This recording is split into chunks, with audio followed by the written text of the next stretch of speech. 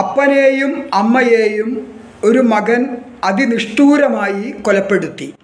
കൊലപാതക ദൃശ്യങ്ങൾ മൊബൈലിൽ പകർത്തി ഒരു ബന്ധുവിന് അയച്ചു കൊടുത്തു. ബന്ധു അത് പള്ളി വികാരിയിലേക്ക് എത്തിച്ചു.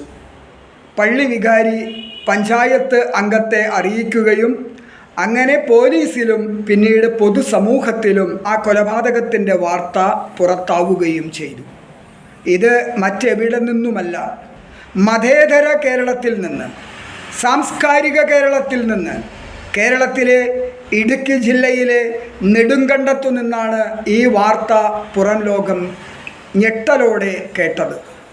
ഒരു കൊലപാതക വാർത്ത കേട്ടാൽ ഓ അങ്ങനെ നടന്നുവല്ലേ എന്ന് നിസ്സംഗതയോടെ പറഞ്ഞ് അവസാനിപ്പിക്കുന്ന ഒരു പ്രകൃതത്തിലേക്ക് മലയാളി മാറിയിട്ട് കാലങ്ങളേറെയായി. ഒരൊറ്റ ദിവസത്തെ വാർത്തയ്ക്ക് അപ്പുറത്തേക്ക് ഈ കൊലപാതക വാർത്ത ആരും കൈകാര്യം ചെയ്തില്ല. ഈ കൊലപാതകം കേരളീയ പ്രബുദ്ധ സമൂഹം ചർച്ച ചെയ്യേണ്ടതായിരുന്നു. എന്താ കാരണം?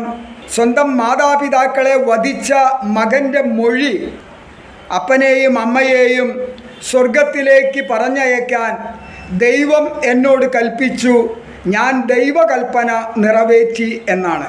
ലഹരി വിമുക്ത കേന്ദ്രത്തിൽ അവനെ ചികിത്സ കഴിഞ്ഞു വന്നിട്ട് അധിക ദിവസം ആയിട്ടില്ല. ലഹരിക്കടിമയായ ഒരു മകൻ അപ്പനെയും അമ്മയെയും അതിനിഷ്ഠൂരമായി കൊലപ്പെടുത്തി എന്നതിലൊതുങ്ങുന്നു വാർത്ത. മദ്യവും മയക്കുമരുന്നുമാണോ യഥാർത്ഥ ലഹരി? അവനിൽ ഭക്തിയാണ് ലഹരി. അവൻ്റെ ഹൃദയത്തെ ശിലയാക്കി മാറ്റിയത് ആ ലഹരിയാണ്. കേരളത്തിൽ നിലനിന്നിരുന്ന ആചാരങ്ങളൊക്കെ പ്രാകൃതങ്ങളാണെന്നും അന്ധവിശ്വാസങ്ങളാണെന്നും പ്രചരിപ്പിച്ച് മേൽക്കൈ നേടിയ ഒരു മതത്തിൻ്റെ മതപ്രചരണ വാചകങ്ങളാണ് ആ മകൻ പറഞ്ഞത്.